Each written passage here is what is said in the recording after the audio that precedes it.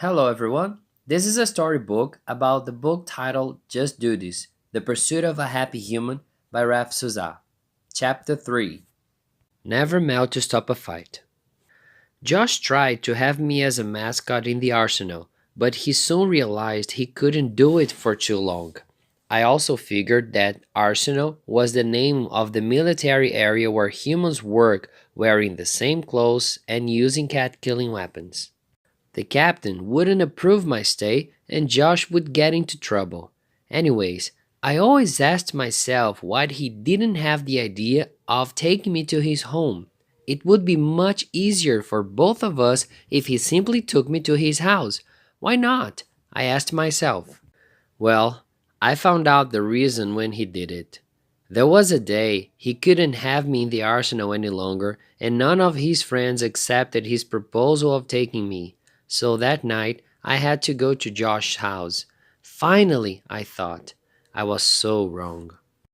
The night he took me in, I was in a closed bag and he asked me to be quiet all the time. I could see he was afraid of something, but I couldn't know what it was. "Hey babe, how are you?" said Josh when he got in the apartment. They also made strange noises with their mouths. "Hi honey, I'm doing good," said a female voice. "I'm pretty good too. Hey, I saw your message. I'm starving too. What do you want to eat?" he asked. "Yeah, I had a very busy day today. I couldn't eat all day. I need something really cool and tasty. You know what? Let's grab a pizza. How about pepperoni?" she proposed. "Not pizza," he said. "What did you just say? Why are you so picky about food?" she asked. "No, babe, it's not that. You know I'm on a diet. I'll go through a hard training in the jungle in a couple of weeks. I want to raise my rank. I can't have any junk food and you know it," he explained. "But you're fit. You're so skinny already. A simple pizza won't hurt you. Come on," she insisted. "Sorry, but this training means a lot to me," Josh said. "A lot?" she asked. That was obviously Josh's girlfriend. Her biggest problem is that she was a very jealous person. She continued, "I thought your girlfriend meant a lot to you." "Jackie, please. It's not what I meant," Josh said. He realized he was in big trouble now. "So, this stupid training in the jungle with a bunch of men is more important than having pizza with your girlfriend? Is that what you mean?" she yelled at him. At that point, she was already very mad. Josh tried to explain himself better, but Jacqueline wouldn't let him do it. She just wanted to talk. She kept on speaking about a bunch of things. Josh already knew her behavior and decided not to respond. He simply shut his mouth and looked at her. It was impressive the way she could remember so many mistakes he made in the past. What a great memory, I thought. I was just listening to the two of them inside Josh's bag left on the couch. Even though Josh wanted me to be quiet, I was running out of air. I also thought that by making noise, I could divert their attention to me and stop the fight. So I yelled. Jacqueline instantly stopped speaking and paused for a couple of seconds. Yeah, my plan worked, I thought. Everything was so quiet. I yelled again. Poor me, I still had to learn so much. "What was that, Josh? Is it a cat?" she asked him.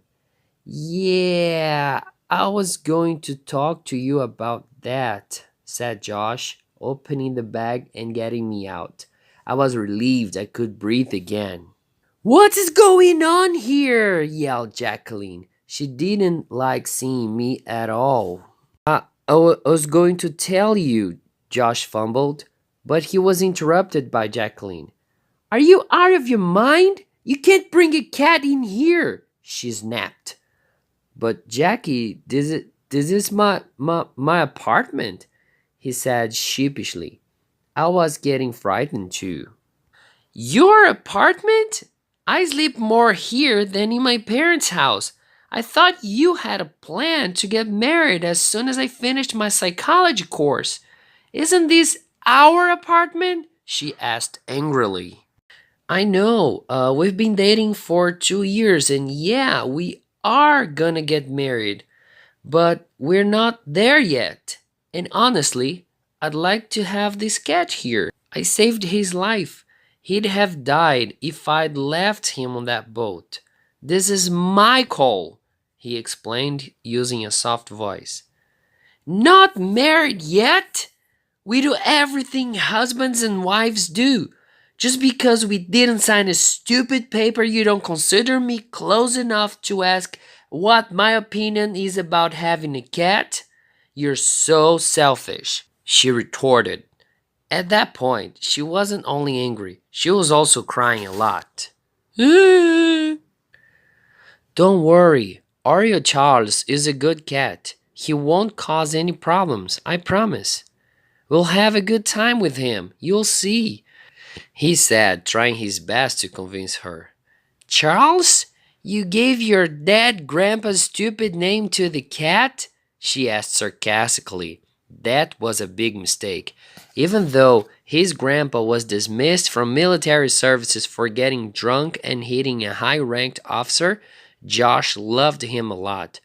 Josh added the word Oreo because he was a big fan of cookies. Her question sent him over the edge. My grandpa's name is stupid? You'd have to be pretty rotten to say something like that.